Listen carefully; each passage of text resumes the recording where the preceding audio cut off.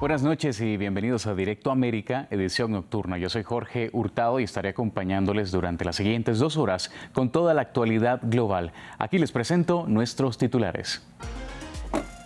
En Gaza, 19 personas murieron tras ataques israelíes, entre ellas 5 miembros de una misma familia en Al-Mawasi, una zona considerada segura. El Papa Francisco mostró sus dudas de que Israel o Hamas busquen poner fin al conflicto y condenó la muerte de niños en el enclave. El primer ministro británico, Keir Starmer, se reunió con Joe Biden para debatir la ayuda a Ucrania. Se centran en si deben permitir el uso de misiles occidentales para atacar objetivos de Rusia. Vladimir Putin amenazó con una escalada si Occidente permite a Ucrania atacar territorio ruso con armas de largo alcance de fabricación occidental. El embajador de España en Caracas se reunió con el ministro de Exteriores de Venezuela, luego de que este lo convocara tras considerar un deterioro en las relaciones por supuesta injerencia. Comentarios del gobierno español contra Nicolás Maduro agudizaron las ya tensas relaciones entre ambos países. Y en nuestro acostumbrado espacio de economía, la compañía aeroespacial más grande del mundo tiene a 33,000 de sus empleados en huelga luego de que no aceptaran la propuesta de alza salarial que hizo la empresa. Con Juan Pablo Lucumí escuchamos los argumentos de los trabajadores y la propuesta de la empresa. También en Una Semana en el Mundo analizamos las claves del debate presidencial de Estados Unidos entre Kamala Harris y Donald Trump. Vamos a hablar del complejo panorama político en Venezuela a un mes y medio después de las elecciones y la escalada de tensiones entre Madrid y Caracas. Esto y mucho más. Por ahora comenzamos.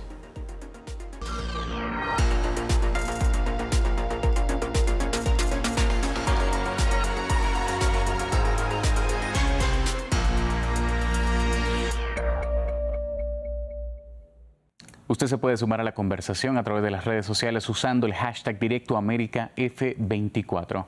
Vamos a comenzar en Medio Oriente. Al menos 19 personas murieron en ataques aéreos en toda la franja de Gaza. Entre ellas 5 miembros de una familia en Al-Mawasi, un campo de refugiados considerado como una zona segura.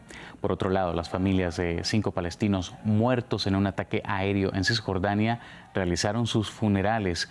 El ejército israelí informó que se trató de una operación antiterrorista. 4 de las víctimas fueron enterradas en Tubas y una quinta en Tamún. El ataque ocurrió al amanecer del miércoles, según la Media Luna Roja palestina. La ocupación está intentando imponer una nueva realidad y socavar el apoyo popular a la resistencia en Cisjordania. Este apoyo popular es crucial para la resistencia, ya que representa a la población local. La resistencia está compuesta por estos individuos que han elegido enfrentarse a la ocupación de esta manera. Y el primer ministro británico, Keir Starmer, se reunió con el presidente de Estados Unidos, Joe Biden, para discutir el apoyo a Ucrania, con especial enfoque en si permitir o no el uso de misiles occidentales para atacar objetivos en Rusia. Previamente le preguntamos a nuestro corresponsal en Washington, Cristóbal Vázquez, qué dijo Starmer tras la reunión. Dijo que aunque no concretaron temas específicos de esta pregunta de si Occidente iba a permitir que Ucrania empezara a usar armas de largo alcance contra Rusia, sí se avanzó mucho en temas de seguridad en varios aspectos principales. El primero de ellos en el tema precisamente de asegurar las armas necesarias para que Ucrania se defienda. Lo que dice Estados Unidos, y lo dijo el primer ministro británico después cuando habló con los medios de comunicación, fue que Estados Unidos y el Reino Unido van a seguir trabajando para brindar las armas necesarias para la defensa de Ucrania, y Biden dijo incluso en esta reunión que va a ser el pueblo ucraniano el que venza a Rusia y no lo contrario. El segundo tema del que hablaron y el tema de seguridad, que es muy importante de estos dos países, es el tema del Medio Oriente. Dice el primer ministro británico que en los próximos meses, en las próximas semanas se vendrán hechos y decisiones importantes en cuanto al Medio Oriente, y en ese sentido pues confirmaron su compromiso para liberar los rehenes en Gaza, pero también asegurar el cese al fuego y más ayuda humanitaria. Y el tercer tema del que hablaron también en orden orden de seguridad y defensa fue la relación con China y el acuerdo AUKUS, que es este acuerdo militar entre el Reino Unido, Australia y Estados Unidos. Biden se mostró bastante positivo y bastante orgulloso, textualmente dijo, refiriéndose a AUKUS, y pues es de resaltar este eje que quieren seguir ampliando, quieren seguir creciendo, y que la discusión además se va a seguir en las próximas semanas, específicamente en el marco de la reunión anual de las Naciones Unidas que se hará las próximas semanas en Nueva York, para seguir precisamente hablando de esta alianza militar entre Australia, el Reino Unido y Estados Unidos de cara a la amenaza que representa China para estos países. Hablamos ahora de la otra guerra, la de Ucrania. El ejército ruso continúa su avance en la región fronteriza de Kursk, donde estaría desalojando gradualmente a las fuerzas ucranianas, según un comunicado del Ministerio de Defensa del Kremlin. Moscú afirma haber asestado serios golpes a las unidades mecanizadas y brigadas aerotransportadoras de Ucrania en localidades como Lubimovka, Darino, Provoski y Borki.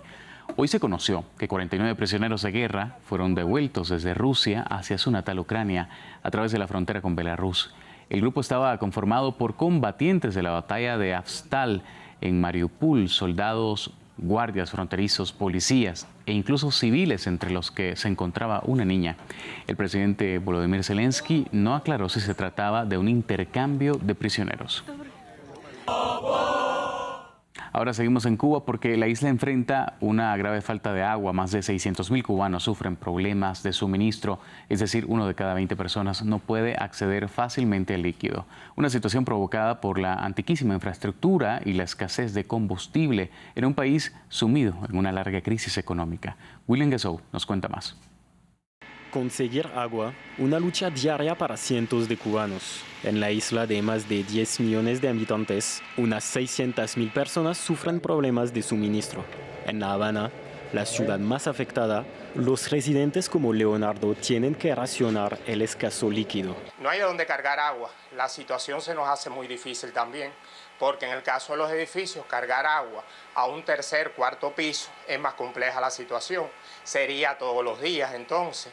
Pero lo fundamental es que no tenemos de dónde cargar agua. La base del problema sería un sistema de acueducto en estado crítico. Cuba padece una larga y profunda crisis económica, causada en parte por las sanciones contra el país y su aislamiento, por lo que encontrar piezas de repuesto es complicado. El combustible también hace falta e incluso el suministro de agua de emergencia y su transporte en camiones es limitado. Nosotros dependemos del agua de la calle. Si viene agua de la calle, se llenan los tanques. Si no viene, ya no se puede dar el agua. También puede ser, quitan la corriente, no podemos dar el agua. Todo va en dependencia de...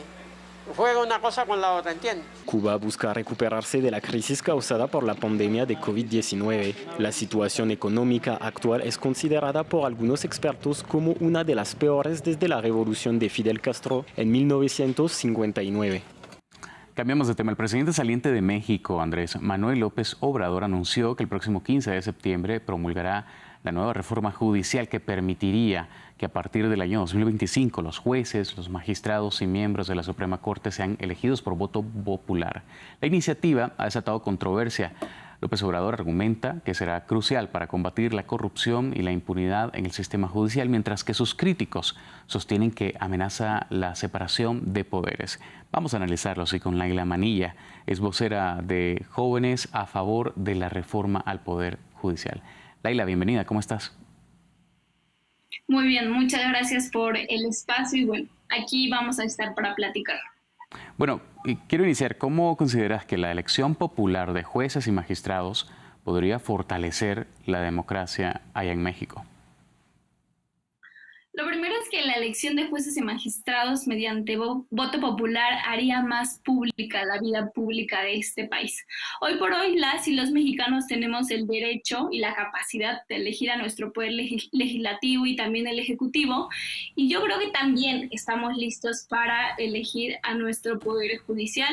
Y bueno, por otro lado implica esta elección mediante voto popular democratizar uno de los poderes más importantes de nuestro país.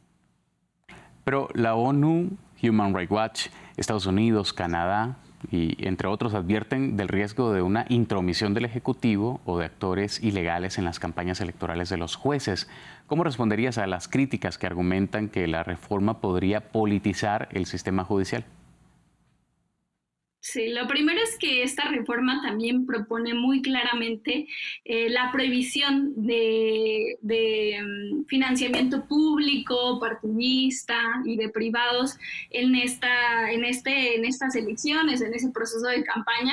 Y por otro lado, pues digo, una pena que lo hagan los mismos organismos que no han podido condenar un genocidio en Palestina, que no han podido posicionarse ante las grandes guerras del mundo. Y por supuesto, rechazamos el intervencionismo e injerencismo de los imperios. Pero bueno, ¿hay alguna estructura? Se trata de una de las reestructuraciones judiciales de mayor alcance en cualquier gran democracia. Te pregunto, ¿hay ejemplos de otros países que ya han implementado reformas similares? ¿Nos podrías contar un poco más? Sí, yo entiendo que en Estados Unidos, en algunos de sus países, hacen un proceso en algunas instancias de su poder judicial similar mediante voto popular, también en Japón y Bolivia.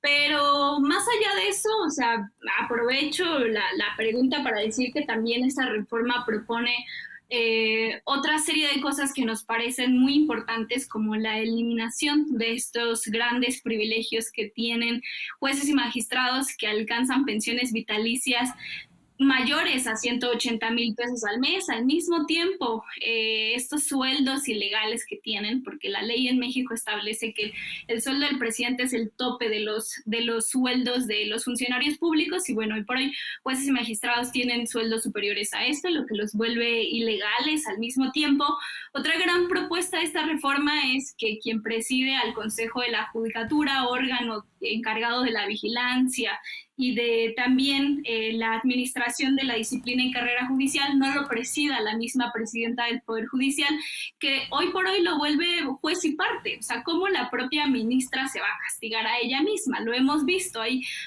comprobados casos de nepotismo donde se comprueba que 24% de los empleos y trabajos en el Poder Judicial.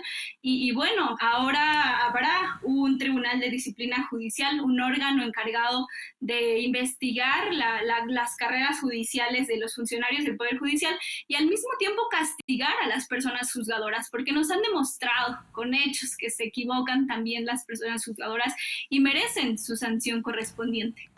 Leila, me queda poquísimo tiempo, pero te quiero preguntar lo siguiente. México, al igual que el resto de países de América Latina, no se escapa de problemas como la corrupción. ¿Cómo esta reforma podría garantizar la independencia del Poder Judicial con respecto a otros poderes como el económico, el político, entre otros? Lo primero es que la pregunta es un poco engañosa. Honestamente, yo creo que nadie en su sano juicio se atreve a defender que el Poder Judicial está exento de que los poderes económicos les manden y digamos, les favorezcan a los poderes económicos. Ejemplo de ello es la condonación de impuestos a los grandes corporativos, por ejemplo, de Salinas Pliego, y que nos hablan que en los hechos hay actualmente esta digamos, inclinación hacia estos poderes económicos por parte del Poder Judicial. Y por otra parte, insisto, esta reforma que propone la elección de jueces y magistrados mediante voto popular implicaría que jueces y magistrados tengan que deberse a las mayorías, al pueblo de México, al poder soberano de nuestro país que radica en el pueblo. Leila, muchas gracias por tu tiempo y por tus comentarios. Te esperamos en la próxima. Muchísimas gracias a ustedes. Vamos a cambiar de tema. El embajador de España en Caracas, Ramón Santos, se reunió este viernes con el ministro de Exteriores de Venezuela, Iván Gil, después de haber sido citado. El gobierno de Nicolás Maduro considera que ha habido un deterioro en las relaciones bilaterales debido a lo que califica como injerencia de parte de España en asuntos internos, algo que el país caribeño afirma que no va a permitir. La periodista Carolina Bigot nos informa. La conclusión más importante de la reunión, que de forma inmediata se dio entre el canciller venezolano Iván Gil y el embajador de España acá en Venezuela, Ramón Santos, fue que el gobierno venezolano dejó claro que no permitirá ningún tipo de injerencia política ni que España pues intervenga en la política nacional. Esto luego de las declaraciones que daría la ministra Margarita Robles, que el gobierno venezolano calificó como injustas y además ingerentes a la política venezolana. También recordemos que toda esta situación o el conflicto político que se da entre España y Venezuela es originado luego que Edmundo González Urrutia, ex candidato presidencial, solicitara asilo político a ese país y se encuentre desde el pasado domingo en la ciudad de Madrid. Fue acogido por el Congreso de ese país, incluso con 177 votos a favor y 164 en contra, pues lo recomiendan o lo postulan como presidente electo de acá de Venezuela, mientras el Consejo Nacional Electoral ya ha dado por ganador al presidente Nicolás Maduro y su reelección sería el próximo 10 de enero. También el ministro de Comercio español dio un mensaje de tranquilidad en cuanto a lo que significan las empresas españolas que hacen vida acá en Venezuela. Él dijo que se encargarían pues de que el comercio continúe de forma normal, o al menos como se ha dado hasta ahora.